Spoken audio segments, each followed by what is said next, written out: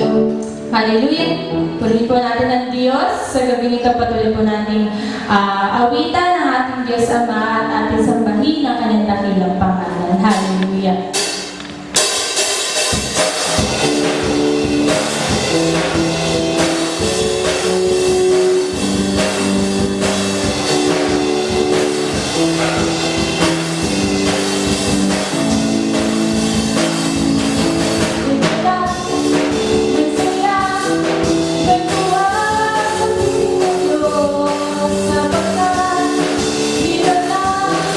Puso ay nalalaho.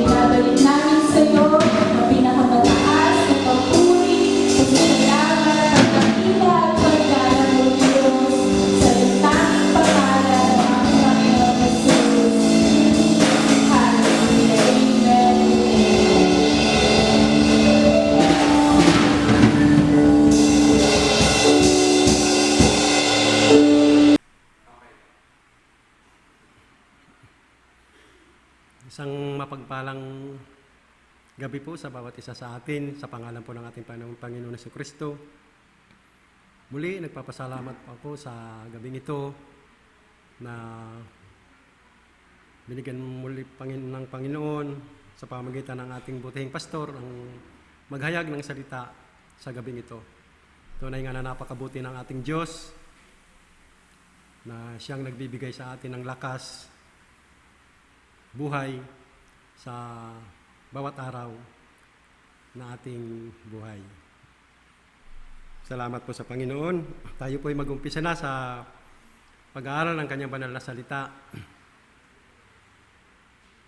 At tayo po muna ay yumukod. Tayo po ay mananalangin. Hallelujah. Aming Ama at aming Diyos na makapangyarihan sa lahat, sa pangalan po ng aming Panginoon Jesucristo, muli po kami nagpapasalamat sa gabing ito sa gabay at patnubay po ng iyong banal na Espiritu. Salamat po sa iyong pag-ibig na napakadakila. Ama, tinataas ko po sa iyo ang mga salita na ipahayag ng iyong lingkod. Gabayin mo po ako, Diyos, ng iyong banal na Espiritu na siyang manguna at magbigay ng kaalaman, ng karunungan na nagmumula sa iyo. Gawin mo akong kasangkapan, Panginoon, upang ang iyong mga salita ay may hayag sa gabing ito. At dalahin ko, Panginoon, sa mga makakarinig, ito'y dumaloy, Panginoon, sa kanilang puso at isipan na ang mga salita sa gabing ito, Panginoon, ay maging daan upang sa ikatatatag sa aming pananampalataya sa iyo, O Diyos. Tinitiwala ko sa iyo, Panginoon, ang mga oras na ito na ikaw ang may tataas namin, ikaw ang aming dadakilain sa aming mga buhay. Purihin ka po, Ama. Ito po ang aking samot dalangin sa pangalan ng aming Panginoon Jesucristo. Amen. Mga kapatid, mga minamahal, sa gabing ito ang pag-aaralan po natin ay makikita po natin doon sa aklat ng Pilipos. Ito po ay ayon sa sulat ni Apostol Pablo sa Pilipos 3, chapter 3, verse 13 hanggang 15. Babasahin ko po, mga kapatid. Ganito po ang sinasabi sa pagkasulat ni Apostol Pablo. Sabi po dito sa verse 13, mga kapatid, hindi ko ipinapalagay na natupad ko na ang mga bagay na ito. Ang ginagawa ko ngayon, nililimot ang nakaraan at sinisikap na makamtan ang nasa hinaharap. Nagpapatuloy nga ako tungo sa hangganan upang kamtan ang gantimpala ng pagkatawag sa akin ng Diyos sa pamamagitan ni Kristo Jesus, ang buhay na hantong sa langit. Ganyan dapat ang maging isipan ng mga matatag sa pananampalataya. Kung hindi ganito ang iyong paniniwala, ito ipaunawa sa inyo ng Diyos. Salamat po sa pagkabasa ng banal na salita ng ating Panginoon. Mga kapatid, mga minamahal, ito po ay may tema na forgetting the past. Dahil alam naman po natin na si Apostol Pablo, ito po ay mababa ang buhay po ni Apostol Pablo ay mababasa natin doon sa mga gawa. Na ito po yung si Apostol Pablo po ay isang sagradong Romano Katoliko. Kumbagay siya ay taga-usig noon sa panahon ng ating Panginoon Jesucristo. Siya ay mamamatay tao. Wala po siyang pinapatawad, babae man o lalaki. Subalit, kinahabagan siya ng Diyos. Kinatagpo siya ng ating Panginoon Jesucristo sa daang papunta ng Damasco. Ganong kabuti ang ating Panginoon. Hindi niya hinatulan o pinarusahan si Apostol Pablo, bagkus kinahabagan niya ito. Kaya nga mga kapatid, sa gabing ito, ganito po, mga kapatid, mga minamahal, marami sa atin ay mayroon bad and good experience sa ating mga buhay bago tayo naging mananampalataya. Subalit napakabuti ng Diyos sa bawat isa sa atin, sa bawat isa ng kanyang mga anak. Kahit hindi mga mananampalataya,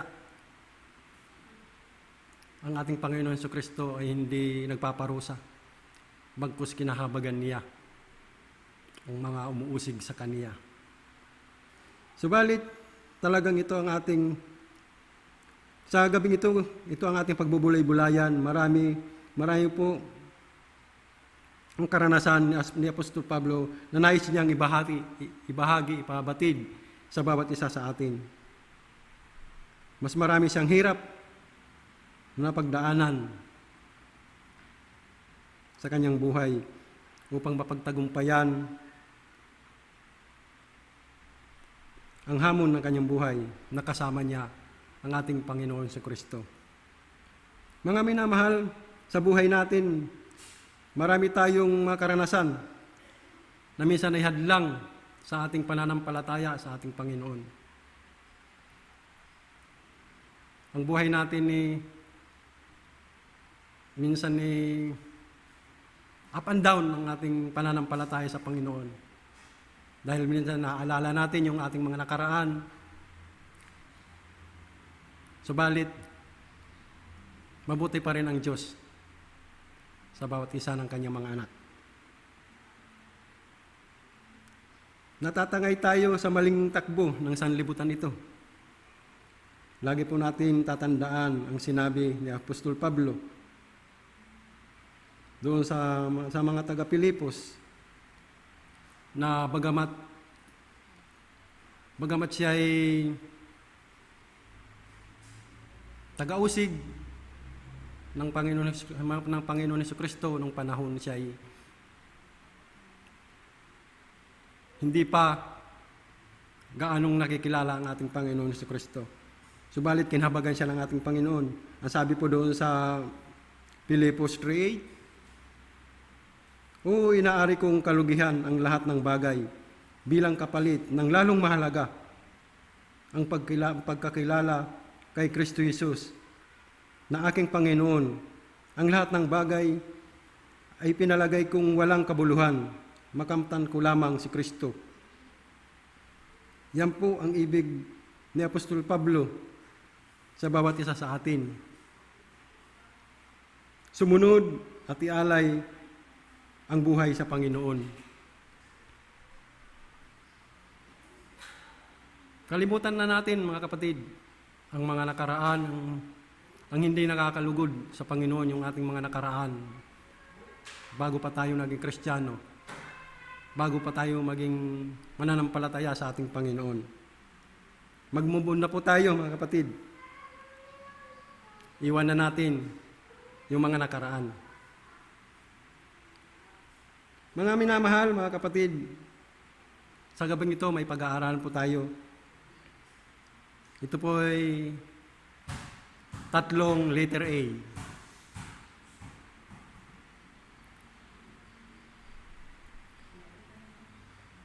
Ito po ay, ang una po, approach God. Yan po ang number 1. Lumapit tayo sa Diyos at hindi kay tataboy. Anuman ang estado ng buhay mo, mayaman ka man o mahirap, mataas man ang iyong pinag-aralan, o dukha man tayo, basta nasa puso natin na tayo nagpapakumbaba. Lumapit tayo sa Panginoon. Handa siyang makinig, handa tayo pakinggan sa pamagitan ng kanyang banal na Espiritu. Hindi tayo mabibigo. Lumapit lang tayo sa Panginoon. Mahabagin ang ating Diyos. Mabuti ang ating Diyos. Hindi siya nagtatangi. Ano man ang ating mga nakaraan, nasaktan man natin siya, muli man natin siyang ipinapako sa krus dahil sa ating mga nakaraan na hindi nakakalugod sa Kanya. Sa panahon ngayon, minsan bumabalik pa rin sa atin yung dating buhay. Subalit, pag tayo lumapit sa Panginoon, handa siyang makinig. Makipag-usap tayo sa pamamagitan ng ating panalangin. Humingi tayo ng tawad. Hindi tayo bibigoyin ng ating Diyos na buhay. Sabi nga doon sa Hebreo 10:22, ganito pong pagkasabi. Doon pa rin po tayo sa number 1, sa approach God.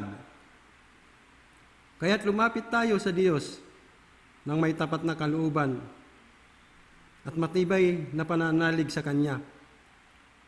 Lumapit tayong may malinis na budhi sapagkat nilinis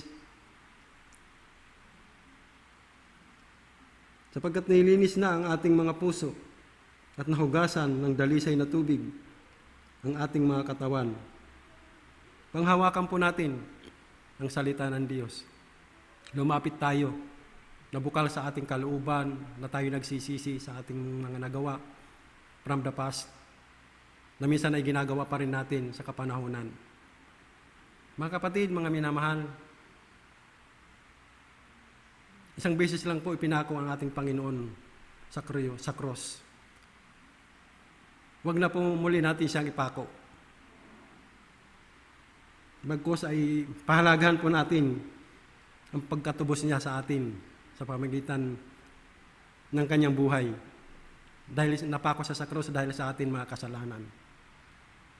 Pinagbayaran na po ng ating Panginoon ang ating mga kasalanan sa mga nakaraan panahon nung hindi pa tayo nananampalataya sa ating Panginoon si Kristo. Subalit sa mga panahon ngayon, mga kapatid, sinabi ko nga kanina sa una, ialay natin ang ating buhay sa Panginoon.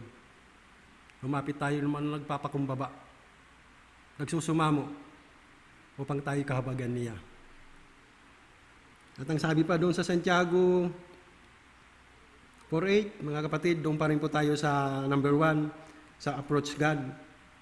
Lumapit kayo sa Diyos at lalapit siya sa inyo. Linisin ninyo ang inyong mga kamay, kayong mga makasalanan.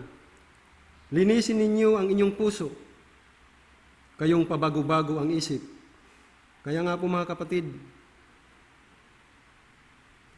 pag maglilingkod sa Diyos, maglingkod. Oo kung oo, hindi kung hindi. Ayaw ng Panginoon na ang kanyang mga anak ay pabago-bago ang isip. Minsan mainit, minsan malamig. Ang ibig ng Diyos sa kanyang mga anak ay nag-aalab ang pananampalataya sa Kanya. Ialay natin, Panginoon, inuulit ko, ialay natin ang ating buhay sa ating Panginoon. Maglingkod tayo ng tapat. At handa tayong patawarin sa ating mga kasamaan o kasalanan na nagawa. Kagaya ng ginawa ni Apostol Pablo, dahil kinahabagan siya ng Panginoon, naglingkod siya ng tapat, nagpagamit siya. Ano man ang nangyari sa buhay niya, siya ay tapat na naglilingkod sa Panginoon. Inuusig siya ng kanyang mga kaibigan, mga kakilala, dahil sa ginawa niya. Dahil dati nga naman siya ay taga-usig sa ating Panginoon si Kristo. Subalit nung siya ay kahabagan ng Panginoon, siya ay tapat na naglingkod. Nagpagamit si Apostol Pablo sa ating Panginoon si Kristo. At doon niya nakamtan ang kapayapaan. Mga kapatid, dito na po tayo sa pangalawang letter A. Ask for God forgiveness. Ask for God forgiveness. Mga kapatid, ang Diyos ay mapagpatawad. Maging tapat lang po tayo sa Panginoon. Humble yourself. Magpakababa. At dahil ang Panginoon naman ay nagpakababa nung siya'y nandito sa lupa. Hindi siya nagmataas bagamat siya'y Diyos. Siya'y nagpakababa. Ask for God for forgiveness. Sabi ng salita ng Diyos, doon sa unang Juan 1:9, kung ipahayag natin ang ating mga kasalanan, maaasahan nating ipatatawad sa atin ng Diyos ang mga ito. Yung ating mga kasalanan na nagawa noong hindi pa tayo mananampalataya. Kahit mananampalataya na tayong mga kapatid, sa panahon ngayon, nakakagawa pa rin tayo. Dahil sabi nga, walang matuwid, wala kahit isa, tanging ang Panginoon lamang. Subalit hindi dahilan bilang tayo mga tao, nagagawa tayo na hindi makabubuti sa ating pagiging anak ng Diyos. Mga minamahal, mga kapatid, confess our sin. Tutugunin tayo ng Diyos. Sikapin po natin na linisin ang ating mga sarili sa lahat ng napakarumi, sa lahat ng nagpaparumi sa ating katawan at espiritu. Amen. Alam po natin na ang Diyos ay laging nakahanda upang tayo ay tugunin o anuman ang ating hilingin sa ating Panginoon. Handa siyang magpatawad sa lahat ng oras, sapagkat ang Panginoon naman ay nasa lahat ng dako. Siya ang Diyos noon, ngayon at magpakailanman. Hindi tayo mabibigo.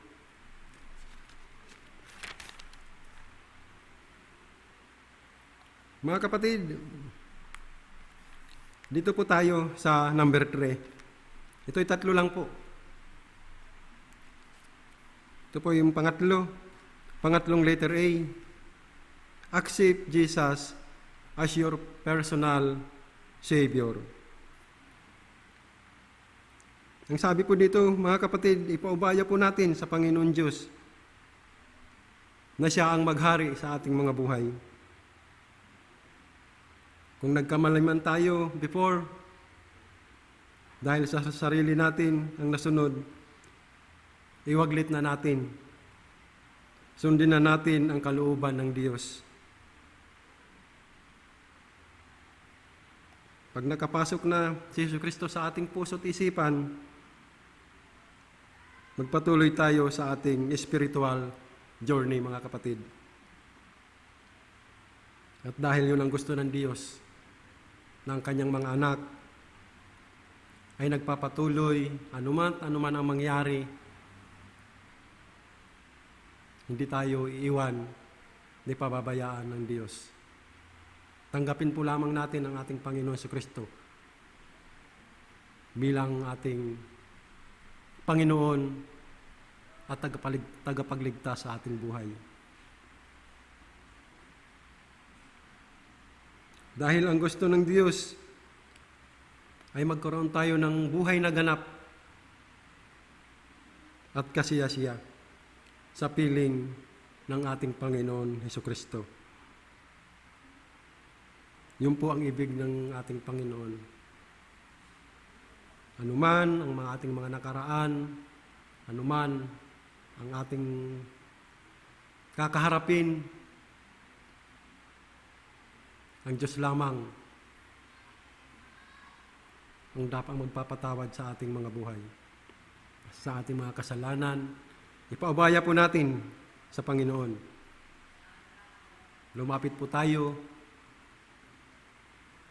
na punong-puno ng pagpapasalamat, punong-puno ng pagpapakumbaba upang dinggin ng ating Panginoon ang ating mga panalangin. Sabi sa Isaias 43:11, doon pa rin po sa accept Jesus as your personal Savior. Isaias 43:11, ako ay si Yahweh, tanging ako lamang ang tagapagligtas, wala na sino man. Mga kapatid, mga minamahal, nawa ang ating napag-aralan sa gabing ito maging hamon sa bawat isa. Ang nakaraan ay nakaraan, alalahanin na lang at huwag nang babalikan. Ano man ang mangyari, sabi ko nga, sa personal na buhay ko, minsan pag naalala ko yung aking mga nagawang pagkakamali, inaalala ko na lang. Pero sabi ko nga, hindi ko na babalikan. Sapagkat yun ang ibig ng Diyos, na ang kanyang mga lingkod, na ang kanyang mga anak ay sumusunod at tumatalima sa kanyang mga utos. Mga kapatid, ang tatlong ito, ulitin ko po, ang tatlong A. Number 1, approach God. Number 2, ask for God forgiveness. At number 3, accept Jesus as your personal Savior. Salamat po, mga kapatid, mga minamahal sa gabing ito. Sa iyong pagkikisa, lahat ng mga nakakinig sa kanilang mga tahanan, sa pamamagitan ng live streaming na ito, tunay nga na ang Diyos ang magpapala sa inyong lahat. To God be the glory. Tayo po yumukod, tayo po mananalangin. Ama namin Diyos na makapangyarihan at dakila sa lahat, salamat po sa gabing ito, sa kapahayagan ng iyong mga salita na aming tinalakay, O Diyos, at napag-aralan. Nawa, Panginoon, ang dalangin ko, ito'y maging sandata, Panginoon, ng aming buhay espiritual, na anuman ang mangyari sa mga nung buhay namin na nakaraan, ito, Panginoon, ay maging alaala na lang ng iyong mga anak. Huwag na pong babalikan, Panginoon, anuman ang hindi nakakalugod sa iyo, Diyos. At dalangin ko sa bawat isa na nakapakinig, nawa ikaw, Diyos, ang maghari sa buhay ng iyong mga anak. Ikaw, nawa, O Diyos, ang mabigay ng kapayapaan, ng kagalakan sa bawat isa. Ikaw, na aming tagapagligtas at Panginoon, ang magbigay ng kasagutan sa kanilang mga panalangin. Alam ko po, Panginoon, na sa pamamagitan ng panalangin ay dinidinig mo, Panginoon,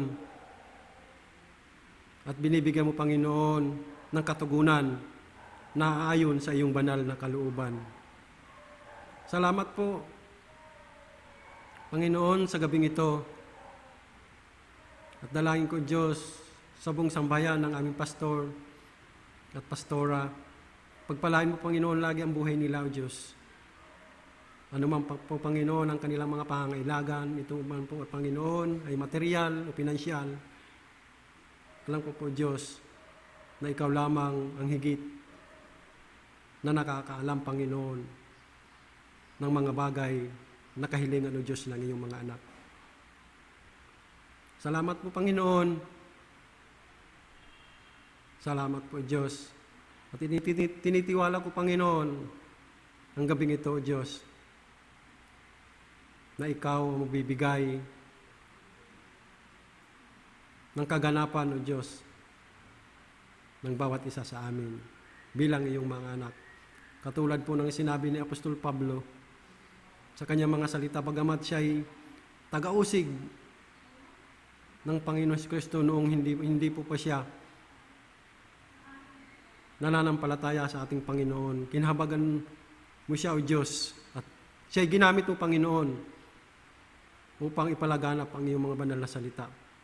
Katulad po ng sinabi niya doon sa aklat ng unang Korinto 11:1, sabi po ni Apostol Pablo, tularan ninyo ako, gaya ng pagtulad ko kay Kristo. Dalangin po namin, Panginoon, sa gabing ito, na maganap po sa buhay ng iyong mga anak. Hindi naman po biglaan, subalit kami po ay nagtitiwala na Ikaw lamang, Diyos. Ikaw lamang po ang makakagawa sa nais po ng iyong mga lingkod, O Diyos. Salamat po, Ama. Salamat po, Panginoon. Binabalik ko sa iyo, Diyos, ang pinakamataas na papuri, pasasalamat at pagsamba. Ito po ang aming samot dalangin sa pangalan po ng aming Panginoon Jesucristo. Amen.